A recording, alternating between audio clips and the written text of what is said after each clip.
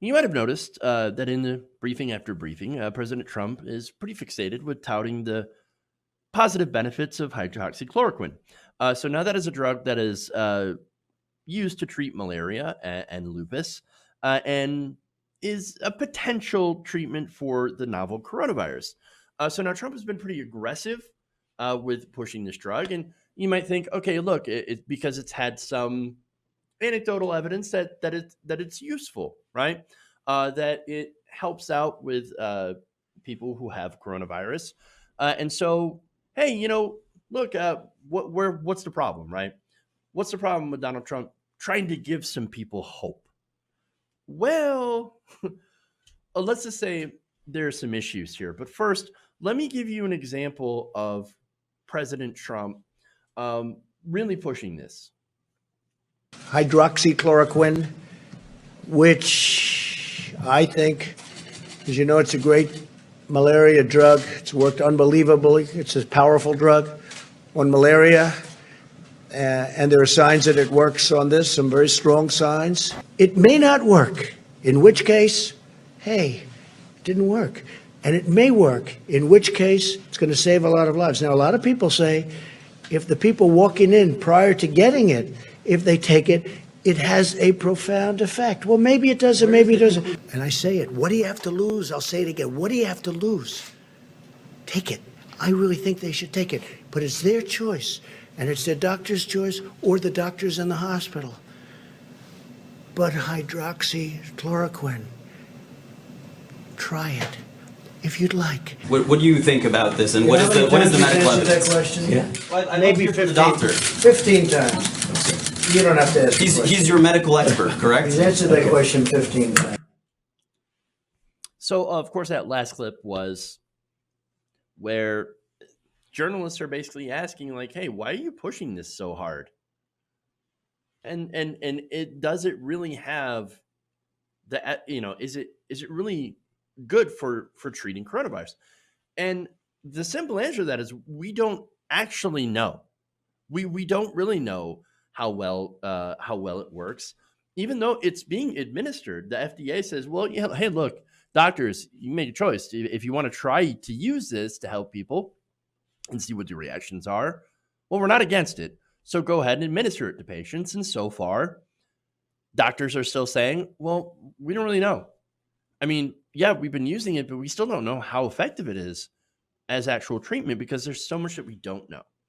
And so there's that. But Donald Trump, as I said, you saw that video where he says, well, just take it. Just try it. What do you have to lose? Well, I mean, you could lose your life. There's some pretty serious side effects with hydroxychloroquine. So now there's severe side effects, and then there's normal side effects, right? You could have nausea, hair loss. Okay, that's in the milder spectrum, right? Hair loss. Huh. I never took hydroxychloroquine, so. But okay, taking it could also, however, increase the body's susceptibility to certain infections. Oh, yeah, and could lead to blindness and cardiac arrest.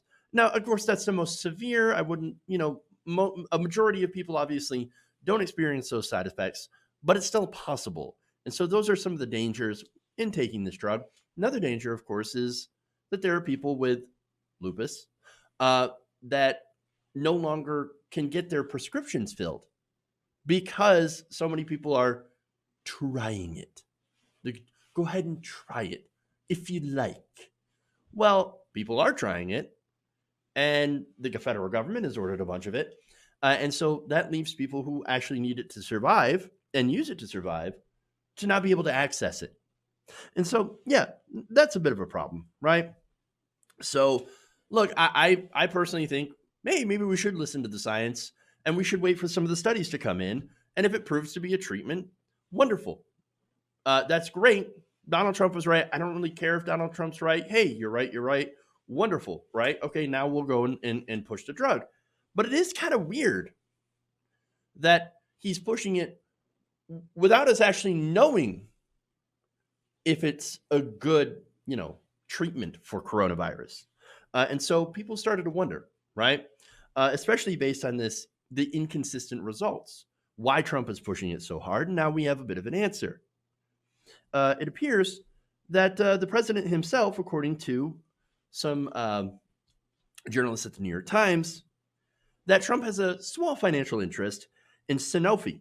That is the French pharmaceutical company that manufactures the drug under the brand Plaquenil. Said that wrong. Okay, so Sanofi's largest shareholders include Fisher Asset Management, the investment company run by Ken Fisher, major donor to Republicans, including Donald Trump. Another investor in both Sanofi and Mylan, another pharmaceutical company, is Invesco, the fund previously run by Wilbur Ross, the current Commerce Secretary. As of last year, Mr. Trump reported that 3 of his family trusts each had investments in a Dodge & Cox mutual fund whose largest holding was in Sanofi. Oh, well, that's interesting. Now, there's another report that came out where Donald Trump's former lawyer, Michael Cohen, had received a $1 million payment from another drug maker, that also makes hydroxychloroquine. So now that payment, of course, look, you can't save 100% for certain, but I believe that payment was for access. But then again, we didn't know there was going to be a pandemic, right? And so not really related, but nonetheless, access, right? And now, yes, he did receive that money. And so now we have a pandemic, and yes, there is some positive results with using hydroxychloroquine. And then suddenly, here's Donald Trump pushing it. Try it. You'll like it.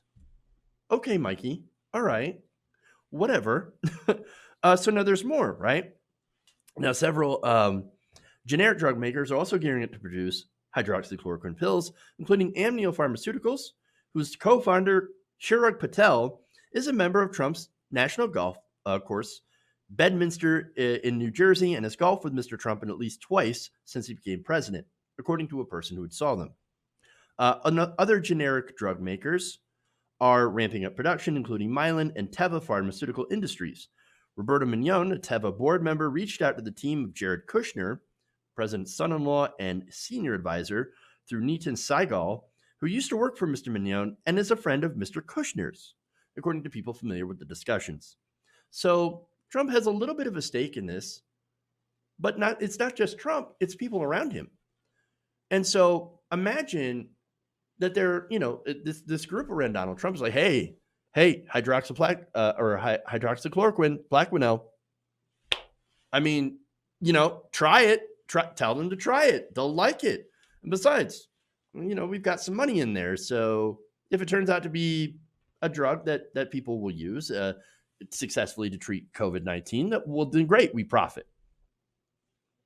Look, this is the problem, right?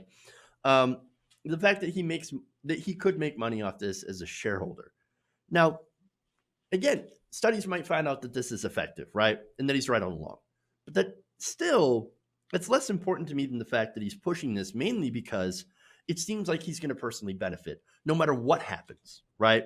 And so I do have an issue with that. And I do think it's very irresponsible for the president of the United States to be basically a walking infomercial for something that's not proven effective, and that it could be dangerous for people taking it. Hey guys, hopefully you enjoyed that free video. Now I'm going to have to ask you a favor. Between the demonetization and the YouTube algorithm messing around with view counts, etc., we're having a hard time adjusting to the new YouTube reality, which is where you guys come in. See, we have a patreon.com/TYTNation set up to help us rely on you guys, the viewers, instead of big corporate ads. Look, you know the show. You know I'm not in favor of big corporations anyway. So help us transition away from relying on the ad model to pay the bills and sign up to be a patron, patreon.com/TYTNation. That goes a long way to help us keep the lights on. And you guys will know that you're supporting independent progressive media.